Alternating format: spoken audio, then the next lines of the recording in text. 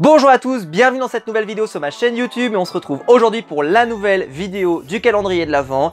La semaine commence, moi c'est ma dernière semaine de travail donc on y croit, on tient bon et après c'est les vacances et on pourra se reposer et profiter des vacances de Noël. En tout cas j'espère que vous pourrez en prendre.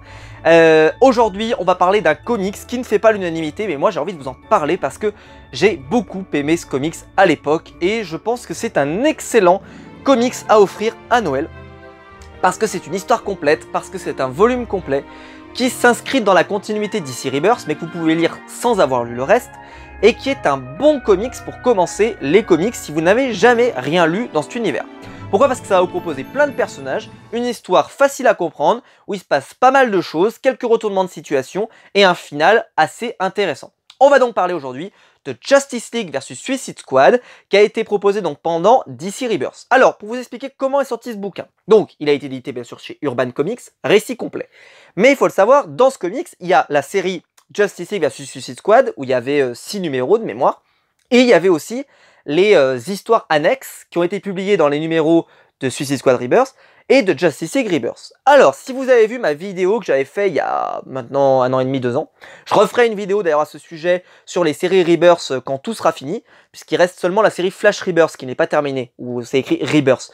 Donc il reste celle-là, et quand elle sera terminée avec Joshua Williamson, d'ailleurs ça s'est terminé aux États-Unis, mais il va falloir encore au moins 2 tomes, je pense, en France pour que ça se termine. Eh bien, je vous proposerai un bilan complet de DC Rebirth, donc n'hésitez pas à vous abonner si ça vous intéresse. Mais ce sera pas pour tout de suite, à mon avis ça sera dans l'année 2021, mais certainement peut-être pas avant septembre de l'année 2021 quoi. Et donc, les séries que j'avais détestées de DC Rebirth, c'était Justice League Rebirth, que j'avais absolument détesté, j'avais trouvé ça nul, et Suicide Squad Rebirth, auquel je n'avais pas accroché malgré les dessins de Jim Lee. Mais Jim Lee ne faisait que seulement 14 pages ou 15 pages, et le reste c'était des backups sans grand intérêt, dessinés par des dessinateurs tout à fait sympathiques, mais qui n'apportaient absolument rien, à part nous raconter une nouvelle fois les origines de Harley Quinn, Deadshot et tous les autres. Bref, ça n'avait strictement aucun intérêt. Moi en tout cas, j'ai gardé quand même les Suicide Squad, j'ai pas gardé les Justice League, je les ai virés de ma collection. Les Suicide Squad, je les ai gardés, pour la raison que je garde mes comics de Jim Lee, juste pour le dessin, mais sinon voilà, je pense pas, je me replongerai peut-être un jour, mais en tout cas bon. Et on se dit donc sur le papier, la pire série de DC Rebirth, avec une série dans laquelle j'ai pas accroché, et en plus il n'y a plus Jim Lee, ça va être de la merde. C'est la première raison, c'est que ça va être de la merde.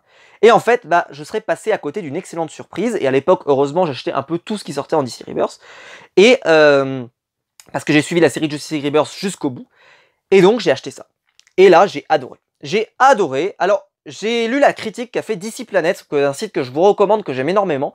Ils ont détesté, il faut le savoir, ils n'ont pas du tout aimé. Pourtant, d'habitude, j'aime bien leur retour, mais là, j'ai pas aimé. Et la critique qu'ils ont fait, la première critique, c'est dire, ça n'a pas d'impact, ça n'a pas d'intérêt.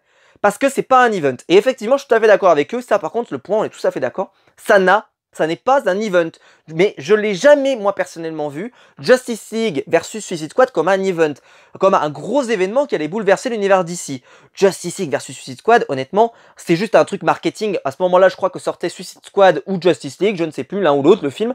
Et donc, c'était juste du marketing, rien d'autre. Donc c'était un peu, il y a un côté un peu Marvel, on sait que Marvel, des fois, ils refont certains crossovers. On se souvient de Civil War 2 au moment de la sortie de Civil War.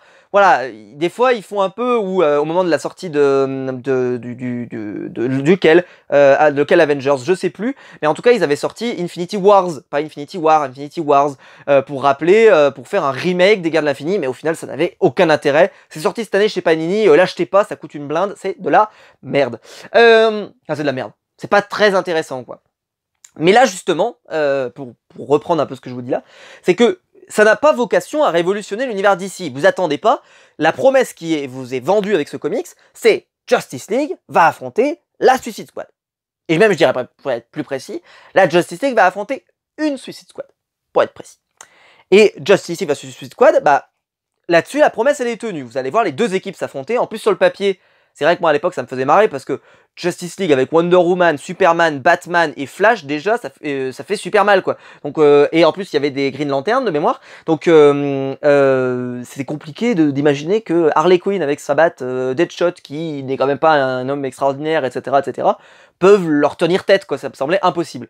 Et en fait, justement, le comics va être assez malin pour que cette histoire-là, en fait, ne soit pas le pitch de cette série. C'est-à-dire que ça va être ça pendant, allez, on va dire les 3 premiers numéros à peu près, et après, derrière, on va passer sur une autre histoire qui va faire en sorte que la Justice League et la Suicide Squad, ce qui est assez connu dans les crossovers un peu comme ça, où d'abord on se tape dessus, on se connaît pas et on a envie de se frapper, surtout que bon, si vous n'avez pas lu la série de Justice Rebirth et Suicide Squad, c'est pas grave.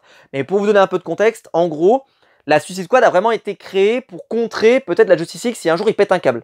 Parce qu'il s'est passé des choses pendant les Justice League de Geoff Jones, où on a découvert une Justice League, on va dire, maléfique. Et donc, ben voilà, les autorités se sont un peu dit, il faudrait peut-être qu'on prévoie un plan de secours. Donc par exemple, dans le New 52, ils avaient fait la Justice League of America, avec des personnages comme le Martian Manhunter, etc. etc. Et là, bah, ils ont décidé donc d'essayer de miser un peu sur la Suicide Squad dedans.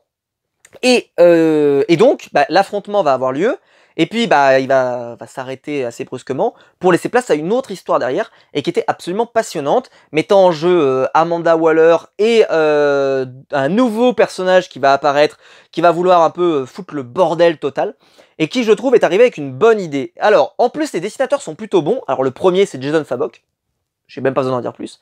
Le deuxième, c'était Tony Daniel, pas besoin d'en dire plus. Et les autres dessinateurs, qui sont beaucoup moins connus, ont fait un très bon boulot sur cet album. Il n'y a pas de mauvais dessinateur, même sur les épisodes de Suicide Squad ou de Justice League, qui étaient un peu des épisodes bouche-trou, tie-in, etc., qui étaient en plus assez sympas, avec par exemple du Nightwing, des choses comme ça, c'était vraiment cool. Et donc je vais vous montrer parce que vraiment, c'est hyper bien dessiné. Alors je commence avec le premier numéro, bon c'est du Jason Fabok, donc forcément je prends pas de risque, hein, c'est très très beau. D'ailleurs j'adore la couverture. Alors le bouquin est pas donné, je sais plus combien il est, mais il y a à manger, hein. Il y a je sais pas combien de pages de BD, honnêtement je sais pas si j'arrive à vous avoir l'info, 336 pages. Donc il y a vraiment de quoi lire. En plus c'est bien parce que c'est pas bourré de texte, c'est-à-dire que ça se lit hyper bien pour des gens qui n'ont pas forcément l'habitude de lire des comics. Là par exemple vous voyez cette planche, je sais pas du tout qui c'est qui l'a dessinée mais elle est très belle. Et je pense que je vais pouvoir vous prendre n'importe quel endroit dans le comics, c'est toujours bien dessiné.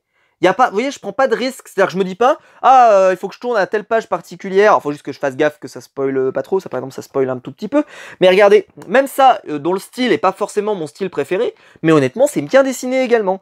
Hop, je vais vous montrer, par exemple ici, très bien dessiné, avec un personnage qui va marquer les esprits, puisqu'il y a Lobo à l'intérieur, et je l'ai littéralement adoré. Hop, j'avance un tout petit peu, par exemple cette planche là, je l'avais adorée quand je l'avais lu, j'avais trouvé ça magnifique, bref. C'était vraiment super. Et bah, je vous le recommande, c'est-à-dire que c'est un album complet, histoire complète, avec tous les numéros. Ça s'offre très très bien pour Noël. Si vous connaissez des gens qui justement n'ont pas lu de comics, mais aiment les personnages de la Justice League, aiment les personnages de la Suicide Squad, mais n'ont pas envie de lire juste Batman, juste Superman, juste Harley Quinn, ont envie de lire un truc un petit peu générique, vous pourriez les lancer sur des Crisis, des choses comme ça, mais honnêtement en premier comics, ils y comprendront que dalle.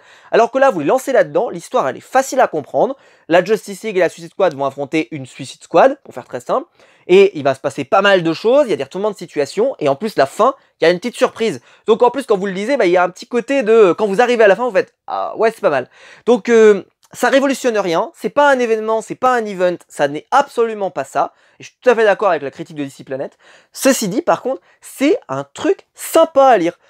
Pour débuter les comics, pour se dire tiens ça ressemble à quoi, bah là vous avez parfaitement le style comics avec des cliffhangers qui sont très réussis, les dessins sont magnifiques, la couleur, moi vous savez que j'aime beaucoup la couleur, bah justement elles sont très très bien faites dans ce comics, même les numéros tie-in, c'est-à-dire les numéros qui sont pas de la série Justice League versus Suicide Squad sont intéressants. Donc honnêtement, vous auriez tort de vous en priver. Donc vous laissez pas avoir par... Enfin, après, vous allez me dire, moi je critique et je dis que c'est bien, et les autres disent que c'est peut-être... DC Planet dit que c'est pas bien, bah écoutez qui vous voulez. Moi je vous dis juste ce que j'en ai pensé. Et bon, c'est une émission d'opinion, et je vous dis que c'est bien, que c'était une bonne lecture, que ça ne révolutionne rien, mais que c'est bien. Voilà, j'espère que la vidéo vous aura plu. Si c'est le cas, n'hésitez pas à la liker, à vous abonner, à la partager. Dites-moi dans les commentaires ce que vous en avez pensé, si vous l'avez lu, ou si vous ne saviez pas que ça existait, bah, est-ce que ça vous donne envie? Comme je vous dis, c'est une histoire complète, il n'y a pas de numéro, il n'y a pas de suite, voilà. Donc ça peut faire une parfaite idée cadeau pour Noël. Et bah, j'espère que la vidéo vous aura plu, dites-moi dans les commentaires justement voilà, si ça vous intéresse ou pas. Et appuyez sur le bouton rejoindre si vous avez envie de soutenir la chaîne financièrement, et je vous en remercie, et accéder aux vidéos exclusives sur Survivor. Et quant à nous, bah, on se retrouve très vite pour une prochaine vidéo. Ciao!